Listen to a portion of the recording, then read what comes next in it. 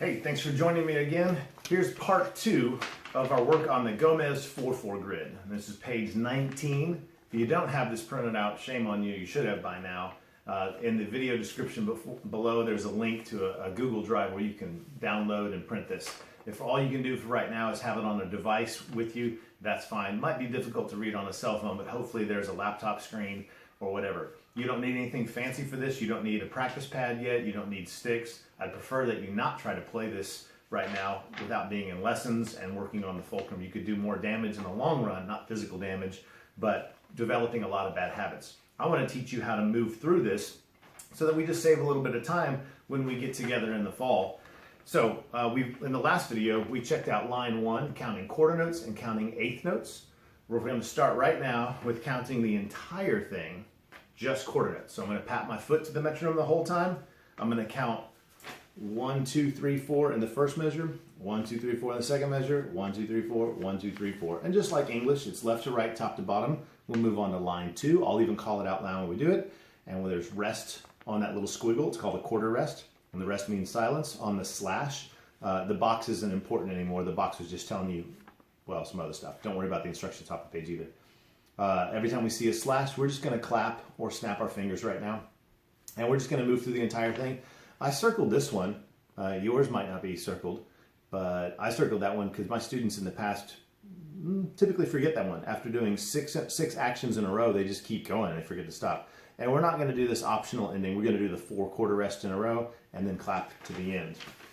So here's the Gomez grid. We are counting quarter notes. We're patting our foot to the quarter note. The foot's going to look like this. And we're just going to count 1, 2, 3, 4. I'll do one empty measure in the beginning. Go ahead and start your foot now. This is easy if you're seated. One empty measure, and then we're going to clap all the way through it. Here we go. 1, 2, line 1. 1, 2, 3, 4. 1, 2, 3, 4. 1, 2, 3, 4. 1, 2, 3, 4. Line 2, 2, 3, 4. 1, 2, 3, 4. 1, 2, 3, 4. 1, 2, 3, 4. Line 3, 2, 3, 4. Rest 2, 3, 4. 1, 2, 3, 4. 1, 2. Here comes line 4. 1, 2, 3, 4. 1, 2, 3, 4. 1, 2, 3, 4. Last measure. 1, 2, 3, 4. And that was the Gomez 4-4 grid. All 16 measures.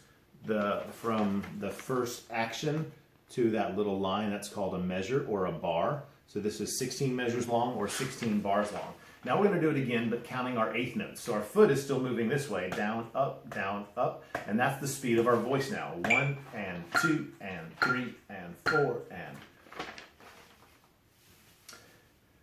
Here we go. Start your foot. 1 and 2 and 3 and 4 and 1 and 2 and 3 and 4 and 1 and 2. Keep counting eighth notes. 1 and 2 and 3 and 4 and 1 and 2 and 3 and 4 and 1 and 2 and 3 and 4 and 1 and 2 and 3 and 4.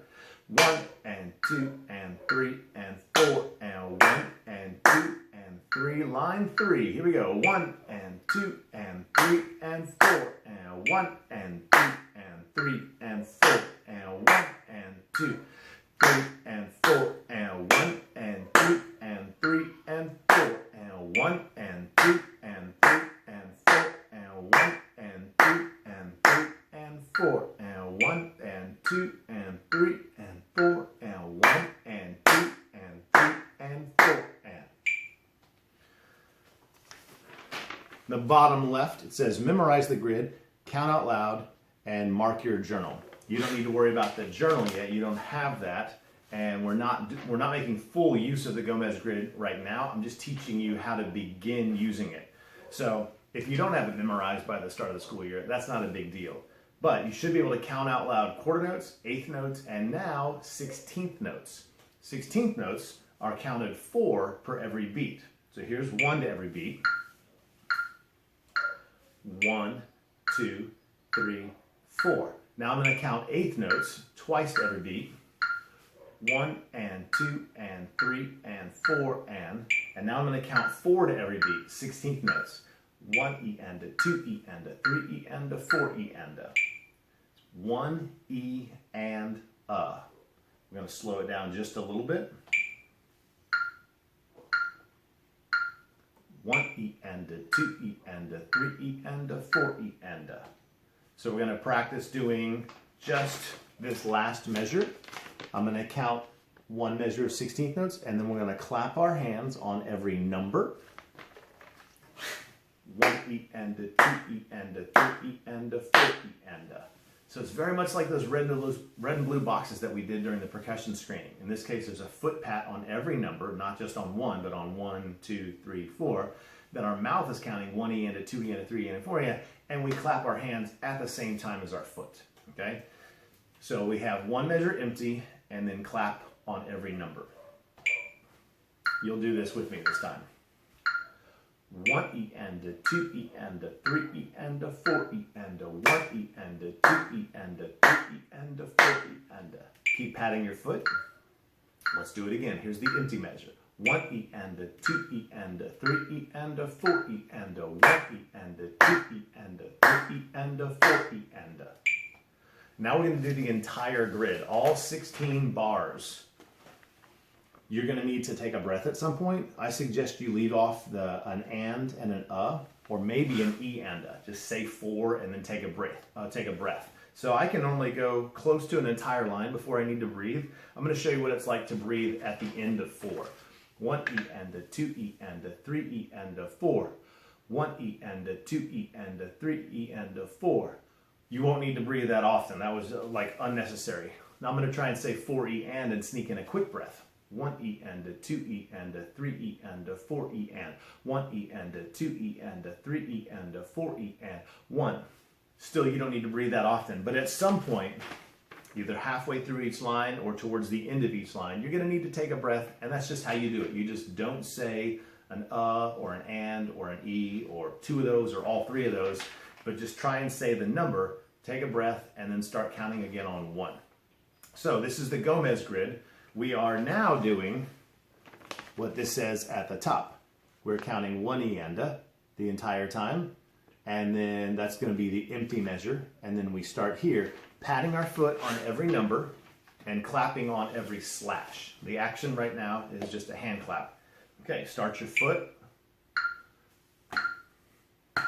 Nice, even, up, down, up. Here's the empty measure count. 1 E and a 2 E and a 3 E and a 4 E and a 1 E and a 2 E and a 3 E and a 4 E and a 1 E and a 2 E and a 3 E and a 4 E.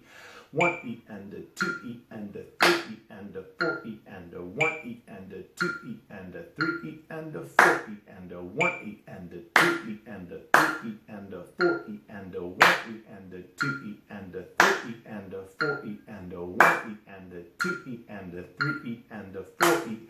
1 E and a 2 E and a 3 E and a line 3. 1 E and a 2 E and a 3 E and a 4 E and a 1 E and a 2 E and a 3 E and a 4 E and a 1 E and a 2 E and a 3 E and a 4 E and a 1 E and a 2 E and a 4 E and a 1 E and a 2 E and a 3 E and a 4 E and a 1 E and a 2 E and a 3 E and a 4 E and a 1 E.